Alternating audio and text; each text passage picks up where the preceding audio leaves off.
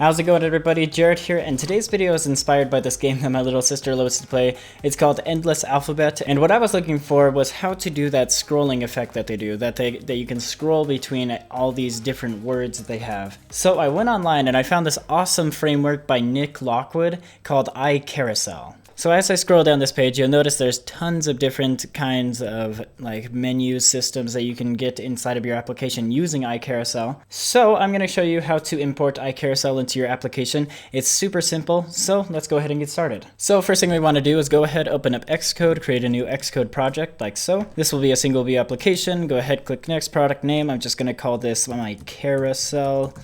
And like so. Language Swift, devices universal. Go ahead, click next, and create. So here we have our carousel project. Now with this project, let's go ahead and import those iCarousel files. So in order to get these files, you can go over to their GitHub page and download them, but I also have a link in the description where you can just download the 2 files that we need. So I'm just going to go right up here to my iCarousel project right here. I have the .h and .m file, and then we're just going to click and drag these into our project like so. And inside of here, I'm just going to say copy items if needed, and then this one really doesn't matter. And then this one is add to targets, and you want to make sure that it's going to your carousel project target. So go ahead and click finish. And then up here, it's going to ask you if you want a bridging header file so that you can bridge between Objective-C and Swift. And we're going to say create that so that we can bridge.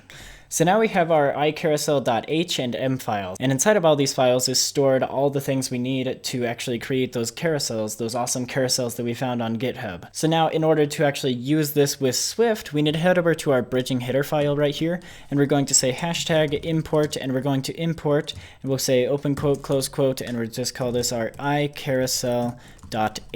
And you want to make sure it's all capitalized and spelled properly. So C carousel.h. And if you were to build and run this, let's go ahead and see if we did anything wrong. If you did something wrong, then you'll notice it because it won't build and run it, and you just need to correct your spelling or something. So we're good to go. It built and ran. And now the next thing we need to do is head over to our main.storyboard, click on our view controller right here, click on the view inside of our view controller, and we want to go over to the class right here, and we're going to give it the class of an iCarousel. So essentially what we just did there, we took these 2 files, these iCarousel.h and m files. These actually have stored up a view called a carousel. So we just applied that to that view, and now we can head back over to our main.storyboard, click on our assistant editor, and now we can actually start editing this carousel view that we just applied to our UI view. So let's go ahead, right click or control click and drag from this view over to our view controller.swift, and we'll give this the name of, I'm just going to call this my carousel view, and connect. And then before we continue on setting up our carousel, what do we want to be inside of this carousel? Now this is different for me because I'm doing this for tutorial purposes. I just want this to be quick and simple, but what you do want is an array of some sort. So I'm just going to say var numbers. So I'm just going to put a bunch of numbers in there. So I'm going to say var numbers will be equal to that of an array of, and we'll say this is an array of integers. And then just go ahead and say open close parentheses like so. And now instead of our view did load, we can say numbers will be equal to, and we'll just give this an array of 1, 2, 3, 4, 5, 6. We'll have 6 views altogether. Again, this is for tutorial purposes. So if you go up here to your array, you might switch it out for something like an array of images. And then later on, you can just put inside of the iCarousel view an array of images. Or another thing might be to just have an array of text, and then you just put that text inside of there. We're going to kind of be doing that, except we'll be using numbers instead of text. Alright, so now we have an array set up, and now we need to go up here to our class right here, and we're going to say UI view controller, comma, and inside of this we're going to put iCarousel delegate, and it's also going to be the iCarousel data source, like so.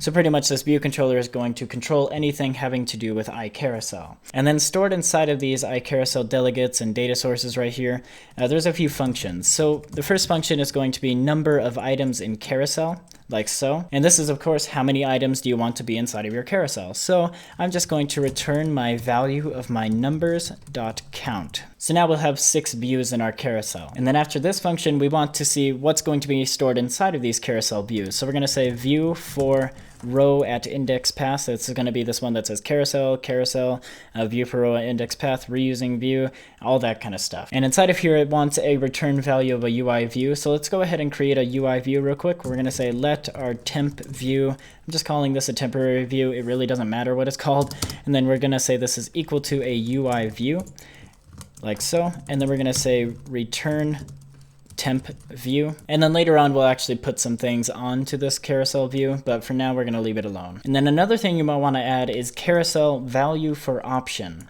So what this is going to do is it's going to give you a bunch of options to actually edit your carousels to make it your own. So for instance, you could say if the option is equal to, and we're going to say iCarousel option dot spacing, then we can do this stuff in here.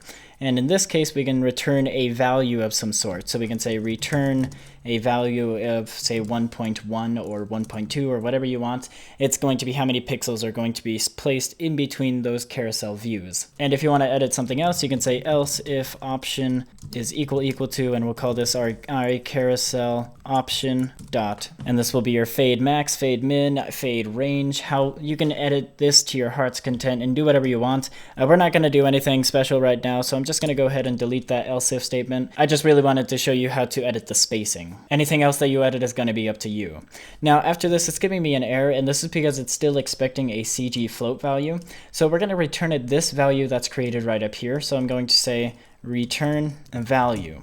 So yeah, that's pretty much everything you need to do to set up your carousel, except we need to add some things onto the carousel. But first I want to see if this is working properly. So let's go ahead and go up here to my let temp view equal UI view. And I'm just going to change this UI view right here. And I'm going to say UI view, open parentheses, and this will give you a frame. And then inside of here, you can say CG rect, and then open parentheses, and you can give it an X value of 0, Y value of 0, width. I'm just going to give it a width of 200 and a height of 200. It's just going to be a square, and the X and zeros really don't matter as they're going to be placed by iCarousel itself. And then go ahead and close the parentheses off properly. And then now we can say temp view dot background color, and then we'll just set this color equal to a UI color dot black color. Or dot blue color. That works fine. Now the reason we're not getting anything inside of our view right now is because we need to head back over to our main.storyboard, and right over here with our carousel view, we want to right click or control click and drag from that over to our view controller right here, this yellow one. And we want to say delegate and data source.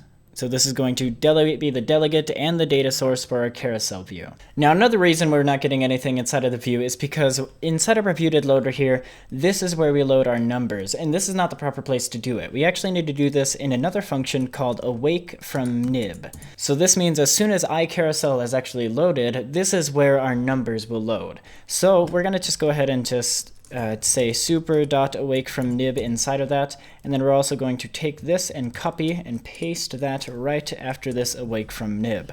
And now let's go ahead, build and run this, and we should be good to go. And there you have it. We have our carousel views loading up. Now if you're not liking the spacing of these like I'm not, let's head back over to our project, and I actually meant to say return, and this will be my value multiplied by 1.1 or 1.2 or whatever.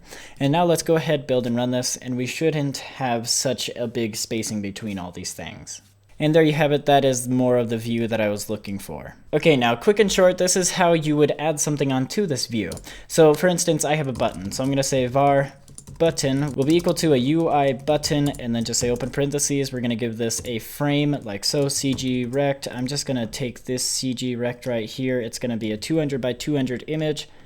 Go ahead, put that in there like so. And then also with this button, I'm going to say button.set title. I'm going to set the title equal to our index, I guess. So I'm going to say slash open parentheses inside of these quotes, and I'm just going to put this as my index. This is essentially what view are we actually on inside of our carousel. And then we're going to say for state, this will be dot normal, like so. And then if you want a background color, I am going to add a background color, because why not? We're going to say button.background color will be equal to a UI color.red color. That seems to work, and then we're going to add this onto our view. So I'm going to say temp view.add subview, and we're going to add the subview of our button. Now let's go ahead, build and run this. And now as you can see, as we have our view loaded, you can actually see that we have a button on top of each of these views. And now another thing you can do is of course change the style, because that's what it's all about. So we can go over here and we're going to say carousel view.type, and we can say dot, and let's just pick a random one like linear, or no, time machine. That one sounds good. Now let's go ahead, build and run this, and see how this looks. And you can just play around with all of these things, get the spacing to your liking, do whatever you want. And then we can go ahead, and this is what our time machine looks like. This is the view for time machine. Very cool. So there you have it. That is a peek into this iCarousel framework. If you guys have any recommendations for cool frameworks, be sure to let me know in the comment section down below. I've been loving checking out frameworks, especially since I haven't been able to program that much, and you'll figure out why very soon, probably tomorrow. So yeah, hopefully you guys enjoyed this video. If you did, be sure to hit that like button down below, and if you want to see more videos like this from me in the future, be sure to subscribe. Anyway, I will see you in the next one. Bye!